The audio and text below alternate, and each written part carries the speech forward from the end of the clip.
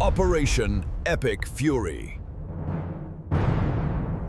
For 5 weeks, America's been waging war from the skies and seas, absolutely demolishing Iran's military capabilities. Their navy isn't sailing, their aircraft aren't flying, and their air defenses are smoking craters.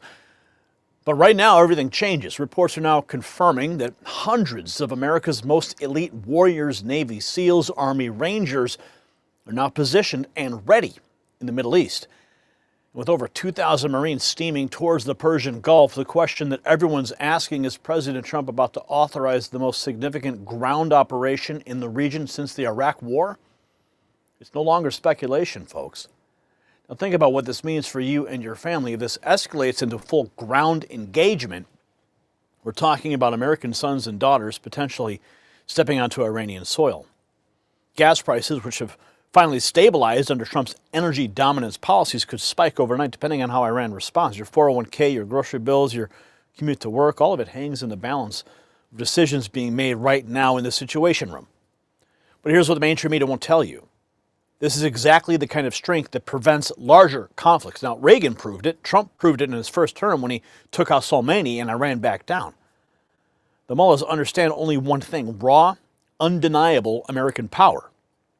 And right now, President Trump is sending a message that cannot be misunderstood.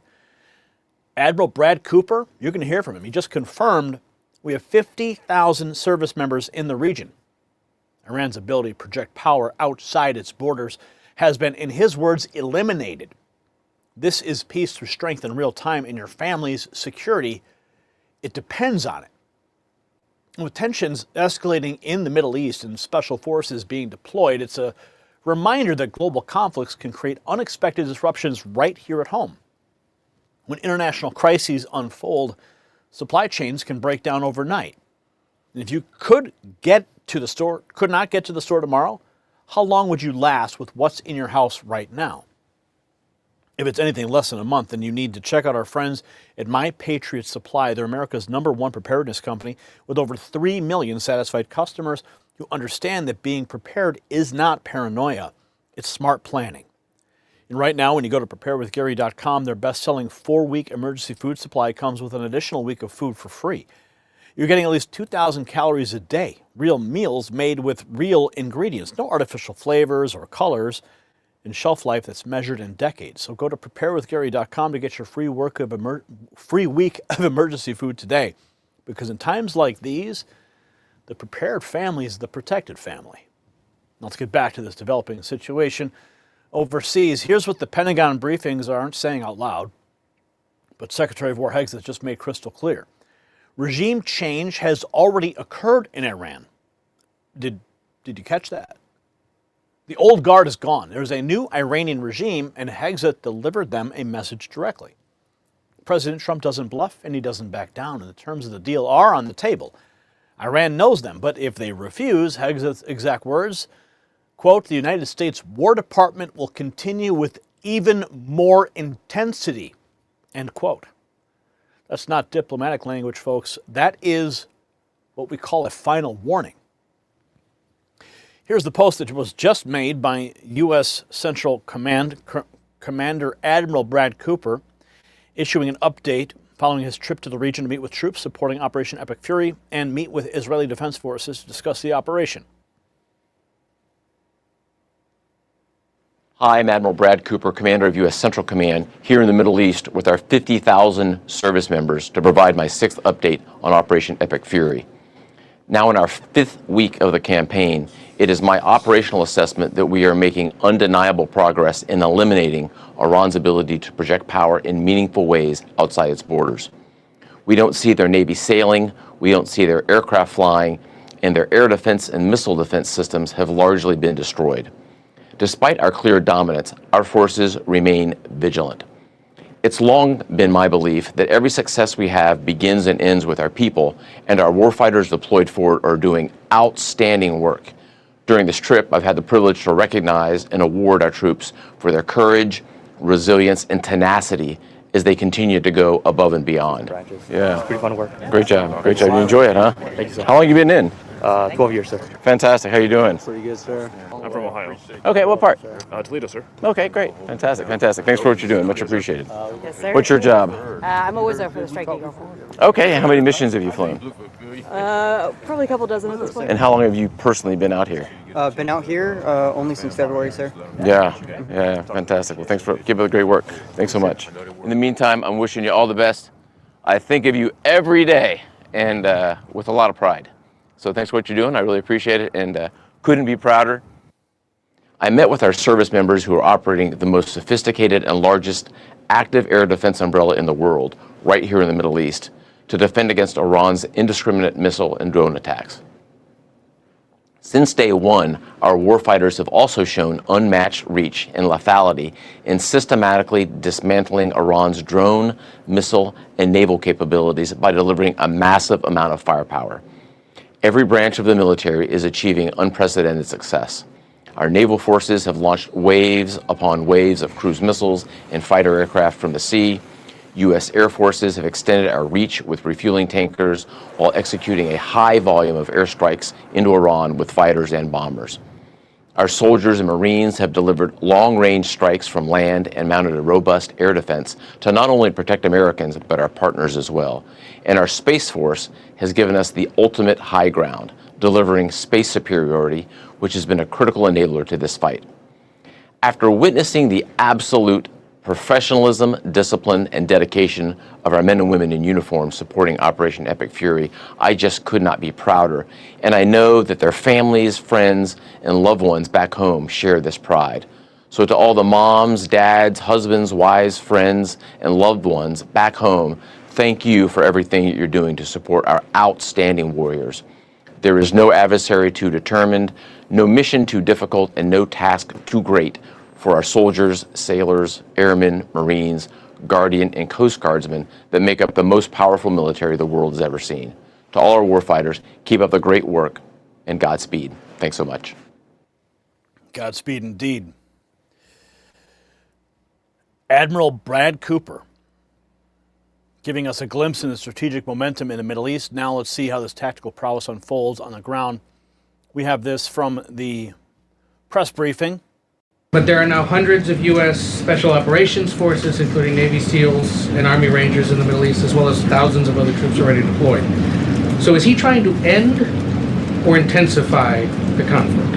The president is focused on achieving the objectives of Operation Epic Fury. With respect to forces that are on the ground in the Middle East, it's the job of the Pentagon to create maximum optionality for the commander-in-chief. It does not mean the president has made any additional decisions. Again, he remains focused on ensuring that the Pentagon continues to achieve the objectives of the operation that was launched 30 days ago, and we're well on our way. We're well on our way to achieving those objectives. With the precision of special forces in place, we explore the very real possibility of what could be America's most significant ground maneuver in the region. The U.S. may be preparing for its biggest ground move. All centers to control Iran's oil money at Kharg Island. The U.S. already hit hard, striking dozens of targets, but held back from destroying the oil infrastructure. Now that could all change. Listen. Biggest U.S. ground invasion in Iran's history might actually be about to happen. And the target is a small island in the Persian Gulf that most people have never heard of. But it controls the financial lifeline of the entire Iranian regime. No Kharg means no money. No money means no war. No regime. Nothing. It is that simple and that important. On March 13th, the U.S. launched what Trump called one of the most powerful bombing raids in the history of the Middle East on Kharg Island, hitting more than 90 Iranian military targets. Trump said U.S. forces totally obliterated every target on the island, but he deliberately spared the oil infrastructure. But he also made it very clear that if Iran doesn't stop blockading the Strait of Hormuz, he would immediately reconsider that decision. Iran didn't stop. And now Trump is sending in thousands of Marines to the region. The 31st Marine Expeditionary Unit, or MEU, about 2,200 Marines, already aboard the USS Tripoli, departed Japan on March 13th, and is already entering the CENTCOM combat zone. The 11th MEU, another 2,500 1,500 Marines aboard the USS Boxer has since departed San Diego roughly 3 weeks ahead of schedule. On top of that, 2,000 soldiers from the Army's 82nd Airborne are being pre-positioned in the region. However, a US MQ-4C Triton surveillance drone has also been running persistent reconnaissance orbits directly over Kharg's oil terminals. You don't do that if you're not seriously thinking about putting boots on the ground.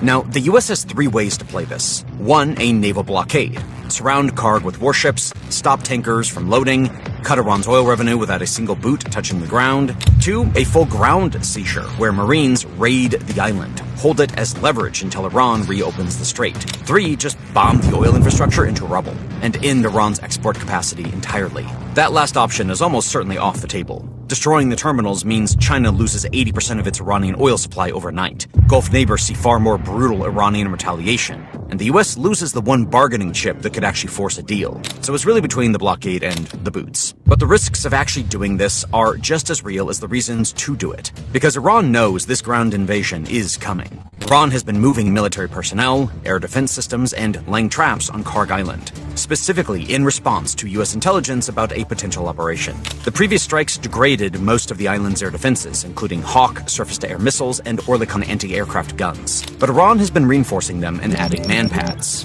Iran has also been laying anti-personnel and anti-armor mines along the shoreline beaches, where US troops would stage an amphibious landing. And that is before you even deal with the fact that the Iranian mainland is only 15 miles away, loaded with anti-ship cruise missiles, ballistic systems, rocket artillery, and suicide drones, all of which can reach the entire island from the coast. Any US ships sitting offshore to support the Marines would be sitting targets for extended periods with no safe place to go. Israeli sources have privately warned that an invasion would trigger massive Iranian drone attacks, shoulder-fired missiles, and significant American casualties. That's what's on the table right now, folks. Trump is ready to walk away and leave Hormuz closed. The Wall Street Journal reports Trump told aides he will end the war even if the strait stays shut. The mission to reopen it would extend the conflict beyond his 4 to 6 week timeline, so he's punting it to diplomacy. As the U.S. considers decisive actions on Kharg Island, the stakes are high, and so is the potential repercussions. Meanwhile, we listen in on why Trump's determination to deal with Iran is a game changer. Let's go to Hegseth, the Secretary of War, at the press briefing earlier today. But if Iran is wise, they will cut a deal. President Trump doesn't bluff and he does not back down. You can ask Khomeini about that. The new Iranian regime should know that by now. This new regime, because regime change has occurred, should be wiser than the last. President Trump will make a deal he is willing, and the terms of the deal are known to them. If Iran is not willing, then the United States War Department will continue with even more intensity. Even more intensity. So I'm going to tell you exactly what's happening here. Kharg Island. Okay, think about this. Kharg Island, most Americans have never even heard of it, but controls nearly all of Iran's oil exports. That's their financial lifeline. It's their cash register. It's their ability to fund terrorism, their entire regime's survival. Trump already obliterated 90 military targets on that island, but deliberately spared the oil infrastructure. See, that's mercy. That was an opportunity for Iran to negotiate, and they didn't take it. They kept blockading the Strait of Hormuz, and now 2,000 Marines are steaming towards the Persian Gulf. The 31st Marine Expeditionary Unit is positioned and ready. If Trump gives the order, we're not talking about airstrikes anymore. We're talking about American boots taking control of the single pressure point that could collapse the Iranian regime without firing another missile. No Kharg means no money. No money means no regime. It's really that simple. See, this is what American leadership looks like. Not endless wars with no objectives. Surgical, strategic, overwhelming force that's designed to bring our enemies to the negotiating table or bring them to their knees. President Trump gave Iran every opportunity to make a deal. They chose defiance, and now they're watching their military capabilities turn to ash while elite American operators position for what could be the decisive blow. Now, of course, the mainstream media will call this warmongering, but you know the truth. This is how you achieve peace. You achieve it from a position of absolute and undeniable strength. Now, I want to hear from you in the comments. Do you think Iran will finally come to the table? Will Trump have to finish what he started? Yes or no? Let me know. And while you're there, check out the Next News merch shelf below this video and show the world where you stand. But since you made it this far, I want you to go to your phone, pick it up, text raw feed to 844-840-4963. That's my special creation I've made just for you, so you always get the news that you deserve, the news that you want, the news that you need to make informed decisions. I'm not going to spam you. I'm going to send you the information that, well, quite frankly, YouTube refuses to show you. Now share this video with everybody who needs to understand what's really happening in the Middle East. Subscribe, hit the notification bell, and remember to stay informed and stay free. The system controls information. Information control is power. They don't want you to see this. The truth only survives together. They don't want this. Share this now.